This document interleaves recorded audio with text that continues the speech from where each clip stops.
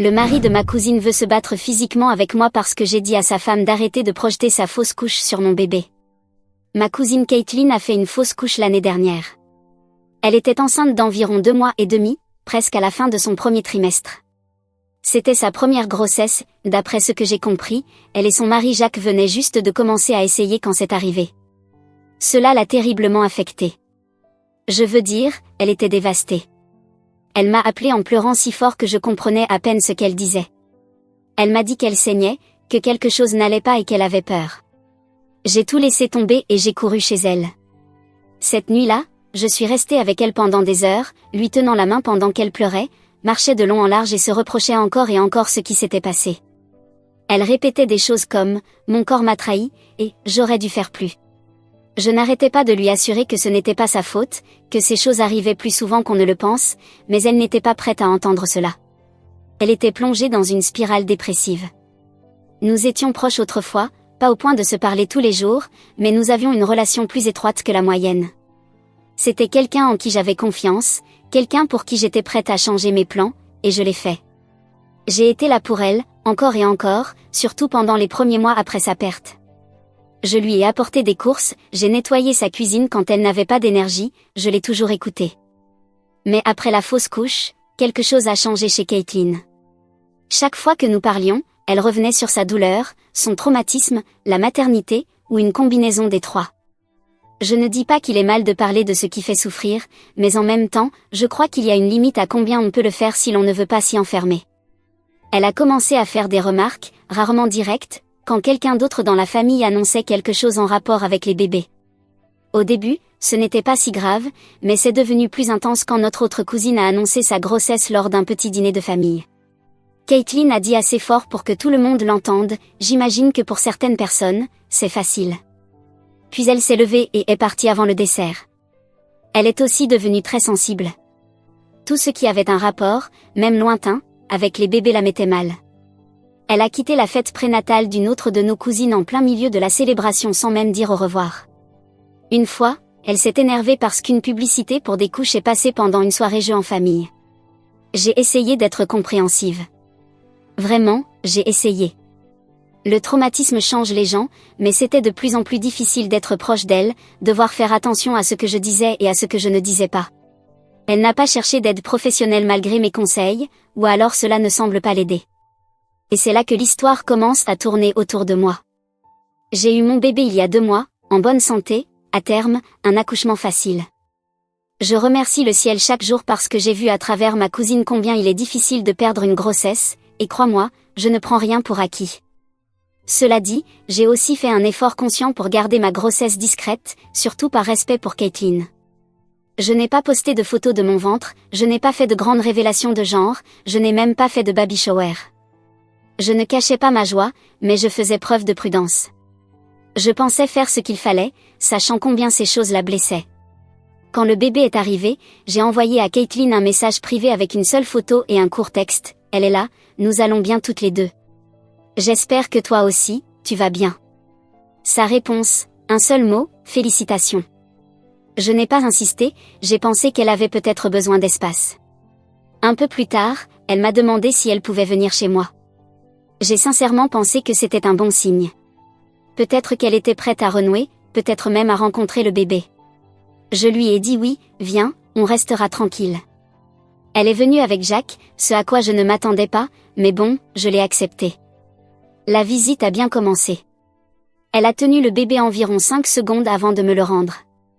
Puis sont venus les commentaires, ça doit être agréable de pouvoir aller jusqu'au bout, ne prends pas cela pour acquis, tout le monde n'a pas cette chance, j'espère que tu apprécies vraiment, parce que les bébés ne survivent pas toujours, et ensuite le pire, la mort subite du nourrisson, c'est réel, tu sais. Parfois, ils arrêtent simplement de respirer, même les bébés en bonne santé. Je suis restée paralysée. Pourquoi? Qui dit ça à une jeune mère? Je tenais mon bébé de 2 mois quand elle a dit ça. Je l'ai regardée et je lui ai dit, Caitlin, ce n'est pas utile. Elle a seulement haussé les épaules et dit qu'elle était honnête, qu'elle comprenait le traumatisme, qu'elle essayait d'être forte même si être près de mon bébé lui causait de la douleur. Je lui ai répondu, alors peut-être que ce n'était pas le meilleur endroit pour toi aujourd'hui. C'est alors qu'elle a pris cette expression sur son visage, Comme si elle ne pouvait pas croire que je ne la suppliais pas, et elle a dit, « Tu ne comprendras jamais ce que c'est que de sentir que ton corps t'a trahi. » Là, j'ai explosé. Je lui ai dit, « Je suis désolée pour ce qui t'est arrivé, vraiment désolée, mais cela ne te donne pas le droit de parler de la possible mort de mon bébé. Elle ne t'a rien fait. Arrête de projeter ton traumatisme sur elle. Je ne suis pas responsable de ta douleur. » Elle s'est levée, a attrapé son manteau et est partie. Jacques est resté là, avec l'air de vouloir dire quelque chose. Je l'ai regardé droit dans les yeux et je lui ai dit, « Elle est venue chez moi et a parlé de la mort de mon bébé. Je n'ai pas mal agi, c'est comme si c'était moi qui avais franchi la ligne. » Il est parti sans dire un mot de plus. Mais ce soir-là, Jacques a envoyé un message à mon mari, et c'est là que tout est passé de triste à surréaliste. Il a dit, « Il faut qu'on parle et qu'on règle ça d'homme à homme. Ta femme a attaqué émotionnellement ma fille pendant qu'elle essayait d'être forte. Ce n'est pas juste. » La réponse de mon mari, « Ne nous contacte plus jamais. » Maintenant, Caitlin m'a bloqué partout. Ma tante, sa mère, dit que j'aurais dû être plus sensible, que j'aurais peut-être pu être plus douce. Je lui ai répondu, « Plus douce que quoi ? La laisser parler de la mort d'un nourrisson pendant que je tiens mon bébé de 2 mois ? J'ai été sensible pendant 1 an. Je me suis efforcée d'accommoder sa douleur. J'ai sauté des célébrations, évité de partager des joies, je me suis assise en silence avec elle et je l'ai laissée pleurer quand plus personne n'avait de patience. Mais maintenant, on me dit que je suis la méchante parce que j'ai posé une limite. Alors me voilà, me demandant si j'ai mal géré les choses, si je suis allée trop loin, si j'aurais dû laisser passer. Ai-je bien fait ? Mise à jour. Je ne m'attendais pas à ce que tant de gens s'identifient ou même se préoccupent sincèrement. Apparemment, le consensus est que ma cousine avait tort de parler ainsi de mon bébé. Enfin, les choses ont de nouveau dégénéré. Bien sûr, il fallait que cela arrive. Jacques a fini par me confronter, ou du moins il a essayé. Il s'est présenté chez mes parents pendant le déjeuner du dimanche. Mes parents sont ceux qui organisent les déjeuners tous les 15 jours. Les autres dimanches, cela se passe dans d'autres maisons. Cette semaine-là, je n'y étais pas. J'avais décidé de rester à la maison avec le bébé, car nous commencions enfin à trouver un rythme avec les siestes. Ma mère a dit à Jacques que je n'étais pas là, et apparemment, cela l'a fait exploser. Selon mon père, Jacques s'est mis à crier dans le salon, assez fort pour que les gens dans la cuisine l'entendent. Il a dit que je m'en étais prise émotionnellement à Caitlin et que je m'étais moquée de sa douleur. Il a dit que je devais faire la paix ou qu'il s'arrangerait pour que tout le monde sache quel genre de personne je suis vraiment, même si cela devait devenir physique. Je ne suis toujours pas sûre de ce que cela signifie. Personne ne sait s'il essayait de me menacer socialement ou s'il faisait juste une crise, ou pire. Mais quoi qu'il en soit, mon père ne l'a pas toléré. Il a dit à Jacques de partir et de ne jamais revenir. Ma mère m'a appelé juste après, et elle était visiblement bouleversée. Mon père est plutôt de la vieille école et ne se mêle généralement pas de ces histoires, mais même lui pensait que c'était allé trop loin, que parler de cette façon était déplacé. Après cela, mon téléphone n'a pas tardé à sonner. J'ai reçu un message d'un numéro que je ne reconnaissais pas. Apparemment, c'était un long message sur combien elle regrettait la perte de notre relation, sur le fait qu'elle n'aurait jamais pensé que je la rejetterais au moment où elle avait le plus besoin de moi, et qu'elle se sentait complètement effacée par la naissance de mon bébé. Elle disait que j'aurais dû la protéger des rappels, et qu'en ne le faisant pas, j'avais en gros choisi mon bébé plutôt que notre lien. Je n'ai pas répondu, parce que je ne sais même pas quel genre de réponse elle attend. Que dit-on à quelqu'un qui croit que l'existence de votre enfant est une trahison personnelle ? Je n'ai pas l'énergie d'expliquer que je ne suis pas devenue mère pour lui faire du mal. Il faut aussi mentionner que Caitlin ne m'a jamais demandé comment j'allais, ni quand j'ai accouché, ni pendant ma convalescence, même pas dans ce message. Tout tournait autour de la façon dont ma vie lui avait nui. Je ne m'attends pas à ce que le monde tourne autour de moi, mais apparemment, elle veut que le monde tourne autour d'elle. Et puis il y a Jacques. Il a commencé à envoyer des messages privés à mon mari sur Instagram. Au début, c'était à peu près normal, puis c'est devenu étrange. Il disait que mon mari me montait la tête contre Caitlin, et qu'il utilisait son privilège pour m'isoler. Ce qui est absurde, mon mari a à peine parlé avec Caitlin en dehors des réunions de famille. Il s'est toujours tenu à l'écart, sauf quand quelqu'un dépassait les bornes. Jacques ne m'a jamais dit quoi dire ou quoi faire. Il n'est intervenu que lorsque Jacques a commencé à agir comme un déséquilibré.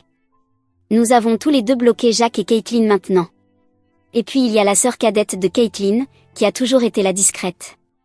Nous n'avons jamais été très proches, mais on s'entendait bien. Elle m'a envoyé un message privé le lendemain du jour où Jacques est apparu chez mes parents. Elle a dit qu'elle ne voulait pas prendre parti, mais qu'elle devait me parler parce que quelque chose n'allait pas. Selon elle, Caitlin n'est pas allée en thérapie depuis des mois. Elle a arrêté quand sa dernière thérapeute lui a dit que la guérison pourrait nécessiter qu'elle cesse de se voir uniquement comme une victime. Apparemment, Caitlin a dit que la thérapeute invalidait sa douleur et elle l'a coupée. Depuis, elle fréquente uniquement des forums de deuil en ligne. Sa sœur a dit que certains de ces endroits aident les gens, mais que d'autres sont comme des chambres d'écho, et Caitlin ne fréquente que ceux qui renforcent tout ce qu'elle croit déjà. En gros, elle est enfermée là-dedans. Sa sœur a aussi dit que ce n'est pas la première fois que Jacques tente de confronter physiquement quelqu'un au nom de Caitlin. Elle a dit que l'année dernière, Jacques a eu une altercation avec son voisin à cause d'un commentaire anodin sur la grossesse, que Jacques s'est emporté et qu'ils ont dû le retenir. Elle a aussi dit que Jacques a un jour confronté une infirmière lors d'un rendez-vous chez le gynécologue de Caitlin, parce qu'elle avait été indifférente quand on leur avait dit qu'il pourrait réessayer après son prochain cycle. Sa sœur a dit qu'elle n'excuse pas Jacques, mais qu'elle pense qu'il se nourrit de la douleur de Caitlin, parce que cela lui donne un but. Ça a du sens. Je pense que Caitlin espérait que je retarde d'avoir des enfants jusqu'à ce qu'elle en ait un, ou que je cache tout à ce sujet quand j'en aurai. Et comme je n'ai fait ni l'un ni l'autre, c'était fini. Je déteste que les choses en soient arrivées là, mais je ne me sens plus coupable. Je suis juste fatiguée d'être la seule à qui l'on demande de s'adapter, de me censurer pour que personne ne se sente mal. Je reviendrai si les choses empirent, mais pour l'instant, je me concentre seulement sur ma fille, mon mari et les personnes qui veulent vraiment faire partie de nos vies, sans en faire un champ de bataille. Mise à jour 2. La sœur de Caitlin m'a appelé hier soir, tard. Pour ceux qui n'ont pas lu la dernière publication, c'est la sœur cadette de Caitlin. Nous avons été plus en contact depuis que tout cela a commencé à s'effondrer. Elle a dit qu'elle ne voulait plus garder de secret, surtout avec la situation devenant aussi grave. Selon elle, la fausse couche de Caitlin ne s'est pas produite comme la famille en a été informée. La sœur m'a dit que Caitlin n'avait jamais atteint la fin du premier trimestre comme elle l'avait prétendu. En fait, elle m'a dit que Caitlin n'avait même pas eu de battement de cœur confirmé. Elle a fait un test de grossesse à la maison, qui s'est révélé positif, et a pris rendez-vous chez le médecin, mais elle a fait une fausse couche avant même d'y aller. Tout s'est passé en l'espace d'une semaine. Il n'y a eu aucune échographie, aucun examen, aucune confirmation réelle d'une grossesse viable. En gros, c'était probablement une grossesse biochimique. Ce genre de choses arrive tout le temps, et c'est douloureux, mais d'après ce que la sœur m'a dit, Caitlin a raconté à tout le monde, y compris à Jacques, qu'elle avait perdu une petite fille. Elle avait choisi un prénom, elle disait d'avoir vu le battement de cœur, elle disait aux gens qu'elle avait déjà acheté des vêtements. Rien de tout cela n'est vrai. Bonjour à nouveau. Je ne suis pas ici pour minimiser la perte de qui que ce soit. Je sais que les grossesses biochimiques font aussi mal. Mais pendant plus d'un an, Caitlin a parlé avec tout le langage d'une mère en deuil.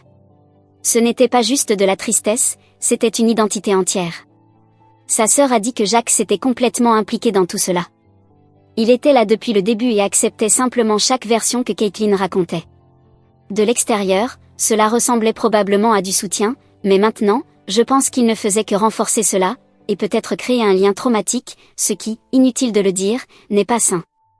Elle m'a aussi raconté que Caitlin avait eu une crise émotionnelle il y a quelques mois, quand une autre de nos cousines est tombée enceinte.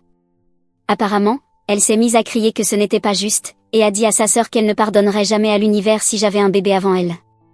Elle a dit que je ne le méritais pas, et que tout allait toujours bien pour les gens comme moi. Je suppose que c'était des mois avant même que je dise à quelqu'un que j'étais enceinte. J'ai aussi parlé à sa mère, ma tante, après que sa sœur m'a appelée. Je voulais juste comprendre ce qui se passait de son point de vue, et pour être honnête, je m'attendais à un autre voyage de culpabilisation, sur comment je devrais faire un pas vers elle ou m'excuser, ou peu importe. Mais ce n'est pas ce qui s'est passé. Elle m'a dit, mot pour mot ou presque, que le comportement de Caitlin n'était plus soutenable, que Jacques n'aidait en rien, et qu'elle commençait à sentir qu'elle perdait sa fille à cause de quelque chose qu'elle ne pouvait pas contrôler. Ma tante m'a demandé si je considérerais voir Caitlin en personne, pas pour nous réconcilier, mais pour lui offrir une forme de clôture. Elle a dit que peut-être me voir pourrait l'aider à avancer. Je lui ai répondu que non, car je ne pense pas qu'elle soit en état de gérer cela de manière sûre ou productive. Je lui ai aussi dit que je ne vais pas m'asseoir en face de quelqu'un qui m'a dit que mon bébé pourrait mourir pendant son sommeil. Ce n'est pas juste du deuil, cela franchit une ligne. Elle m'a dit qu'elle comprenait et qu'elle essaierait de faire en sorte que Caitlin reçoive un vrai traitement. J'espère que c'est vrai. Jacques, de son côté, reste silencieux. La dernière fois qu'il s'est tu, il s'est présenté chez mes parents sans invitation. Je ne pense pas qu'il soit incapable de recommencer. Je suis juste soulagée que la sœur de Caitlin ait été honnête. Ce ne doit pas être facile d'aller à l'encontre de ta propre sœur, mais elle a dit qu'elle ne voulait pas que cela se termine avec quelqu'un de blessé. Et sincèrement, moi non plus. J'espère n'avoir rien à raconter pour une prochaine mise à jour. Mise à jour 3. Alors oui, Jacques a essayé de se présenter chez moi. Nous avons une caméra Ring, et c'est comme ça que je l'ai su. Il n'a jamais frappé à la porte, il est juste resté là, les mains dans les poches de son sweat à capuche, regardant autour de lui comme s'il décidait quoi faire. Puis il est parti. Ça m'a donné des frissons, et je ne suis pas quelqu'un qui se laisse facilement effrayer. Mon mari l'a signalé à la police comme non urgent et a demandé ce que nous pouvions faire pour en garder une trace officielle. Ils nous ont permis de déposer un rapport, et en gros, ils nous ont dit d'appeler immédiatement s'ils revenaient. C'était suffisant pour l'instant, mais nous n'allons pas attendre de voir jusqu'où cela ira. Nous avons envoyé la vidéo à la sœur de Caitlin. Elle était aussi effrayée que nous et nous a promis que Caitlin ne savait pas que Jacques avait fait ça. Je la crois vraiment. Elle a été honnête avec moi depuis que tout cela a commencé à s'effondrer, et je pense qu'elle a aussi peur. Elle a dit que Caitlin était étrange dernièrement, ce qui en dit long pour quelqu'un comme Caitlin. Dernièrement, apparemment, elle a dit des choses comme « Mon bébé était censé être le sien aussi », et elle a dit « La mauvaise personne a accouché ». Nous avons commencé à tout sécuriser, les profils sur les réseaux sociaux, les photos du bébé, même notre application de surveillance pour bébé est maintenant protégée par un mot de passe. Le patron de mon mari est avocat et a proposé de nous mettre en contact avec quelqu'un au cas où nous devrions engager des démarches juridiques. Oui, nous envisageons une ordonnance restrictive si Jacques revient, même une seule fois. Ce qui est encore plus étrange, c'est que ma cousine avec qui j'ai grandi me manque encore. J'ai connu Caitlin pratiquement toute ma vie. Nous avons fait des soirées pyjama, partagé des blagues internes, passé des vacances familiales ensemble. Quand elle m'a dit qu'elle essayait de tomber enceinte, je me souviens l'avoir prise dans mes bras et avoir pensé, on y est vraiment, on devient mère ensemble. Je pensais que cela nous rapprocherait. Maintenant, je ferme les portes à clé plus fermement parce que je n'ai pas confiance que son mari ne revienne pas. Parce que je ne sais plus ce qui est réel pour elle. Et Jacques, je ne sais même pas quoi dire de lui maintenant. Sa sœur m'a dit que c'est la 3e fois qu'il se présente quelque part sans prévenir après que quelqu'un ait contrarié Caitlin. Pas seulement l'incident avec le voisin que j'ai mentionné avant. Apparemment, il est aussi allé sur le lieu de travail de son propre cousin après que celui-ci ait fait une blague sur le fait que Jacques et Caitlin étaient obsédés par les bébés. Il a attendu dehors devant le bâtiment pendant près de 45 minutes jusqu'à ce que quelqu'un appelle la sécurité. Je n'avais rien su de tout cela avant cette semaine. Donc non, je ne pense pas que Jacques ait juste fait une erreur en venant ici. Je pense qu'il est dangereux. Et le fait qu'il n'ait même pas frappé à la porte rend les choses encore pires. J'ai tout raconté à ma mère. Je lui ai montré la vidéo. Je lui ai lu les messages de la sœur de Caitlin. Elle est restée silencieuse, puis elle a dit, ça va bien au-delà du simple drame familial. Elle a raison. Nous avons tout raconté à ma tante, la mère de Caitlin. Elle a dit, j'ai essayé de lui dire de voir quelqu'un, mais elle ne m'écoute pas, mise à jour 4. Je n'avais pas prévu de publier à nouveau, mais certaines personnes m'ont contacté pour demander ce qui s'était passé. Finalement, les choses se sont calmées, ou du moins je l'espère. Caitlin est actuellement dans un établissement psychiatrique. Selon sa sœur, elle a eu une crise publique à son travail, elle a crié sur une collègue enceinte, a lancé quelque chose à travers la pièce et a dû être escortée par la sécurité. Son patron a appelé Jacques, et Jacques a appelé la sœur. Ils l'ont emmenée à l'hôpital, et de là, elle a été admise pour observation. Non, elle n'est pas retenue contre sa volonté ou quoi que ce soit de ce genre, mais elle reçoit désormais des soins psychiatriques et a accepté de rester pour suivre un traitement. Avant que quelqu'un ne saute aux conclusions, non, je ne suis pas heureuse que nous en soyons arrivés là. Je ne crois pas que quelqu'un le soit. C'est une situation horrible à tous les niveaux. Mais je ne peux pas non plus faire comme si je n'avais pas vu cela se construire depuis des mois. Sa sœur m'a dit que Caitlin ne dormait plus et mangeait à peine. Elle suivait de nombreuses pages de parents, prenait des captures d'écran de photos de bébés au hasard et les enregistrait dans un dossier sur son téléphone. Apparemment, elle avait aussi une photo de ma fille enregistrée là. Jacques n'a pas essayé de nous contacter depuis l'incident avec notre caméra Ring. Nous n'avons pas encore eu besoin d'agir légalement, mais nous avons pris des précautions. J'ai été très claire avec ma famille, nous ne voulons plus interagir avec lui, et si quelqu'un lui donne des informations personnelles, il sera également exclu de nos vies. Il n'y aura pas de seconde chance. Certains membres de la famille nous ont contactés pour dire que, maintenant que Caitlin reçoit de l'aide, il serait peut-être temps de pardonner et d'oublier. L'un d'eux a même suggéré d'amener mon bébé lui rendre visite à sa sortie, pour qu'elle puisse trouver la paix. Cela n'arrivera pas. Pas maintenant, peut-être jamais. Je comprends que les problèmes de santé mentale sont complexes. Je comprends que le deuil s'exprime de différentes manières. Mais ma fille n'est pas un outil thérapeutique. Elle n'est pas responsable de réparer ce que Caitlin a vécu ou de ce qu'elle est devenue ensuite. Pour ceux qui demandent, non, je n'ai pas parlé avec Caitlin. Sa sœur dit qu'elle a demandé de mes nouvelles en thérapie, mais elle n'a pas mentionné vouloir me parler directement. Si elle le fait, j'y réfléchirai, mais ce ne sera pas en face à face, et ce ne sera définitivement pas avant que ses médecins ne disent qu'elle est stable et qu'elle suit un traitement continu. Et même là, ce sera à mes conditions, avec des limites claires. Le reste de la famille reste divisé. Certaines personnes ont finalement compris pourquoi j'ai dû couper les ponts. D'autres continuent d'agir comme si je l'avais enfoncée alors qu'elle était déjà à terre. Je ne vais plus perdre de temps à essayer de les convaincre. Je sais ce que j'ai vu et entendu. Je sais ce qu'elle a dit chez moi, me regardant droit dans les yeux pendant que je tenais ma fille. Ce genre de choses laisse une trace. Je ne suis plus en colère. Je l'ai été pendant longtemps, surtout à cause de la rapidité avec laquelle tout a basculé. Un instant, j'étais la personne sur laquelle elle s'appuyait, et l'instant d'après, j'étais son ennemi parce que j'avais eu un bébé. Ce changement me fait encore un peu mal, mais j'ai accepté que la personne que je connaissais, la cousine avec qui j'ai grandi, n'existe probablement plus de la même manière. Je souhaite encore qu'elle sorte de cela plus forte et en meilleure santé, oui, je le souhaite vraiment. Mais je ne vais pas me mettre, ni mettre ma famille, sur son chemin pendant qu'elle règle tout cela. Mon mari a été incroyable tout au long de cette histoire, calme quand je ne pouvais pas l'être, lucide quand tout semblait être en chaos. Il vérifie encore nos caméras de sécurité tous les jours et s'assure des ramassages à la crèche de notre fille. Je pense que nous essayons tous les deux de trouver une nouvelle version de la normalité. La petite va très bien. Elle atteint toutes ses étapes, elle dort mieux, elle grandit vite. Elle est la meilleure chose dans nos vies en ce moment, et la garder en sécurité, autant physiquement qu'émotionnellement, restera toujours la priorité absolue, même avant les liens familiaux. C'est incroyable à quel point tout peut s'effondrer rapidement quand les gens ne font pas face à leur traumatisme. Je ne regrette pas d'avoir dit ce que j'ai dit. Je ne regrette pas d'avoir mis cette limite. Si je regrette quelque chose, c'est peut-être de ne pas l'avoir fait plus tôt. Mise à jour 5. Jusqu'à présent, j'avais ressenti de la peine pour Caitlin. J'avais essayé de me mettre à sa place, de voir la douleur qu'elle traversait. Mais plus maintenant.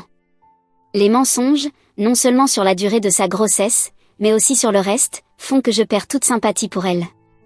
Parce que oui, Caitlin peut encore provoquer du drame, même en recevant de l'aide psychiatrique, une aide dont elle a besoin non seulement à cause de la perte de sa grossesse, mais aussi à cause d'autres choses qu'elle a faites.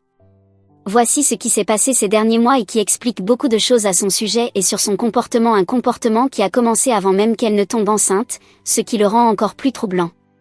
Quand Caitlin m'a dit qu'elle voulait être mère, ce qui m'avait enthousiasmée parce que je prévoyais moi aussi de le devenir, elle ne m'a pas tout dit.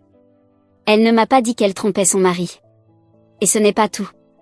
Les choses dans leur relation n'allaient pas bien avant cela, et ce n'était pas à cause de l'infidélité. L'infidélité est venue après. L'infidélité avait pour but de tomber enceinte, pour piéger Jacques. Elle pensait que si elle tombait enceinte, même si l'enfant n'était pas de Jacques, cela le ferait rester. C'est pour cela qu'elle a autant perdu la tête lorsqu'elle a fait une fausse couche. Elle perdait sa chance.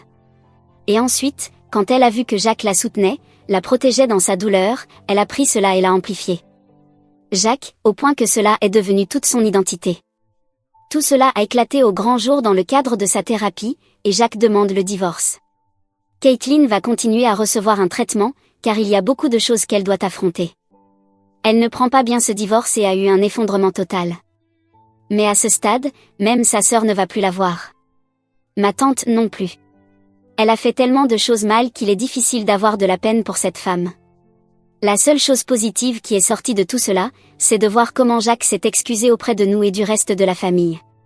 Il a dit que ça avait été difficile de voir la douleur de sa femme, de traverser tout cela, et qu'il n'avait pas réagi de la meilleure façon.